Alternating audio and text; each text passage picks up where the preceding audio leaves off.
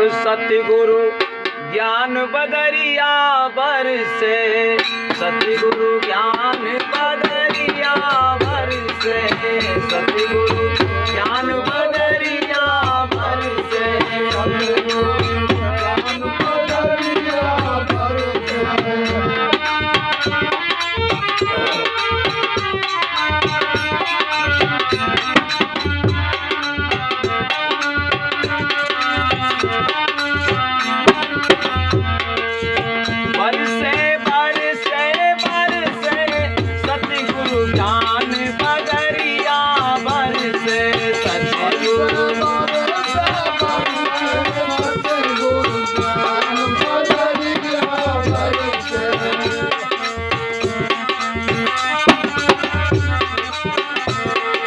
गंगा में बरसे जमुना में बरसे, गंगा में बरसे जमुना में बरसे, गंगा में बरसे जमुना में बरसे, गंगा में बरसे जमुना में बरसे। और ताल तलैया तरसे, ताल तलैया तरसे, सतगुरु ज्ञान बदरिया बरसे, सतगुरु ज्ञान बदरिया बरसे। तो गंगा और यमुना हमारे अंदर भी बहती है, घट में गंगा भी है, घट में जमुना भी है। जो आपका चंद्र स्वर चलता है बाएं स्वर, इसमें जो है, क्योंकि बताया कि दाएं स्वर में गंगा का वास है और बाएं में जमुना है, और दोनों स्वरों में सरस्वती चलती है।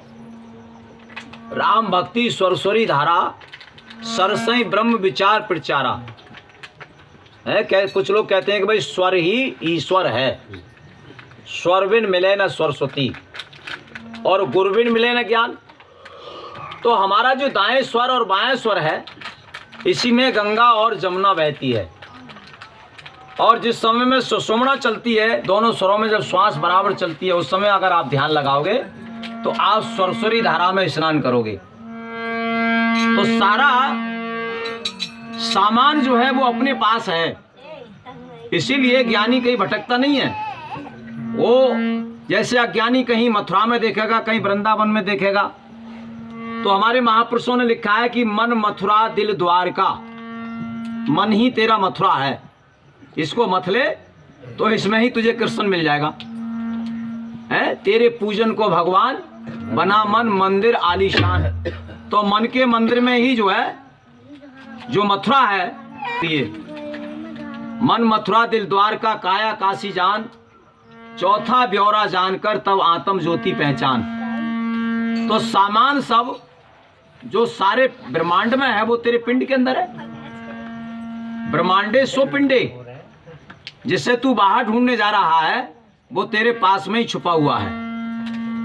मगर जब तक बताया कि जड़ और चेतन की ग्रंथि नहीं हटेगी, ये मल विक्षेप आवरण तेरे अंतःकरण पर से नहीं हटेंगे, तब तक तेरे लिए उस परमात्मा का दीदार नहीं होगा, दर्शन नहीं होगा।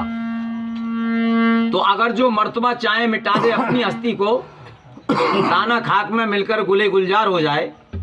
दाना जब अपनी हसरत मिटा देता है तो कितना बड़ा वृक्ष बन जाता है भाई। जो छोटा सा बीज था वही कितना बड़ा वृक्ष बन गया। तो ऐसे ही वो परमात्मा सारे संसार का मूल कारण है, जिससे ये इतना बड़ा संसार उपजा है। अब हम देखते हैं कि वो परमात्मा ने इतना बड़ा उसने संसार उपजा है तो वो कितना बड़ा होगा। तो आपने देखा होगा कि एक बट वृक्ष, बट का बीज होता है, बट का वृक्ष कितना बड़ा होता है, उसका बीज देखोगे कितना छोटा होता है। तो कितने छोटे में से कितना बड़ा जो है वृक्ष निकला है। ऐसी वो परमात्मा अति सूक्ष्म ज्योतिष बिंदु, उसको ज्योतिष बिंदु भी कहा, उस बिंदु से ये कितना बड़ा ब्रह्मांड निकला है। वो अति सूक्ष्म है, बहुत छोटे में छोटा और बड़े में बड़ा।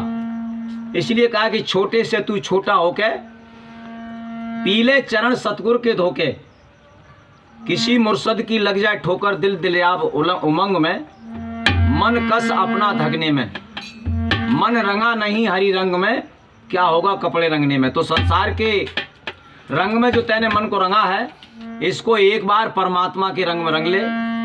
जब परमात्मा का रंग चढ़ जाएगा तो फिर संसार का कोई भी रंग इस पे फिर नहीं चढ़ेगा। तो सारे रंग जितने हैं वो सब फीके पड़ जाते हैं। तो इसलिए ज्ञान का रंग जो है, ज्ञान की बदरिया सदगुरु ने बरसाई है। क्योंकि सदगुरु की जो बदरिया बरसती है, कहाँ बरसती है? सत्संग में। सत्संग में ज्ञान की वर्षा होती है। सदगुरु वर्षा करते हैं, वो सत्संग में करते हैं। तो बता रहे हैं, और सतगुरु ज्ञान बदरिया बरसे, सतगुरु ज्ञान बदरिया बरसे।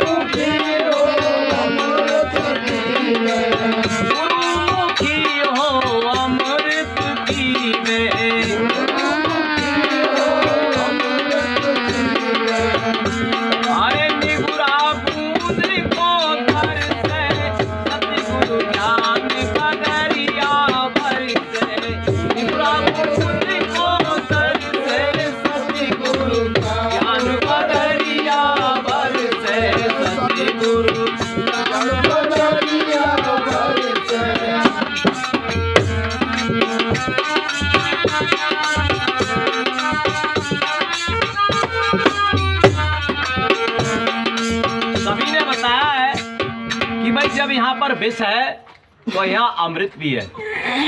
क्योंकि जैसे गुरु गोरखनाथ के पास में उन्होंने अमृत को जान लिया, बहुत से जिंदा कर दिए मुर्दाओं के लिए, पूरन मल के लिए कई ऐसे भक्त थे जिनको उन्होंने जिंदा किया है। तो वो अमृत तुम्हारे पास में भी है। जब इसको ज्ञान हो जाता है तो फिर इसको अमृत मिल जाता है। ये बार बार जो मरता है फिर मरेगा नहीं, फिर तो अजन्मा होगा, अविनाशी होगा, अमर हो जाएगा। तो ये बताया कि ये तेरी राम मिलन की बारी और जीती बाजी तैने हारी। ये परमात्मा से मिलने की बारी है, क्योंकि इस समय में वो कीमत है तेरे पास में। भाई जिसके पास में जब कोई वस्तु लेनी होती है तो उसकी कीमत चुकानी पड़ती है। तो बताया कि हमारे महापुरुषों ने कि भाई इसने जो 84 लाख योनियों में 8 करोड़ हीरे इकट्ठे किए। जैसे कुत्ता है, कुत्ता हमारी 2 रोटी खाएगा तो बेचारा अगर घेर है और घर है दोनों की ड्यूटी करेगा, और कभी कभी ट्यूबवेल पे भी चला जाए। 2 रोटियों के पीछे कितनी मेहनत करता है। पशु है, ऐसे अगर मान लो आज अगर वो 100 रुपए का दूध देगी तो 50 खिलाएंगे हम उसके लिए। अगर उससे कम देगी तो फिर अपने बहुत से लोग देख क्या कहना कि नोगा भाई इसे बेचो, अब ठंड है, अब दूध नहीं दे रही है, तो उसको जो बेच देती है फिर। तो ये बिना स्वार्थ के तो किसी पशु पक्षी को पालता ही नहीं है। तो हर योनि में ये जीव जो बचत करता है। कर्जे में नर्तन मिला, इसको भी बिसरा गया, ब्याज की तो चलती क्या, ये मूलधन को भी खा गया। तो हर योनि में इसने जो है बचत की, 8 करोड़ हीरे इकट्ठे करके लाया ये। और 8 करोड़ हीरे इकट्ठे करके लाया। परमात्मा ने कहा कि भाई अब 8 करोड़ तुझे हीरे में दे रहा हूं, दे करके भेज रहा हूं संसार में। अब तू किसी महापुरुष के यहाँ दुकान पे जाकर के इन 8 करोड़ हीरा को अर्पण कर देना, जमा कर देना।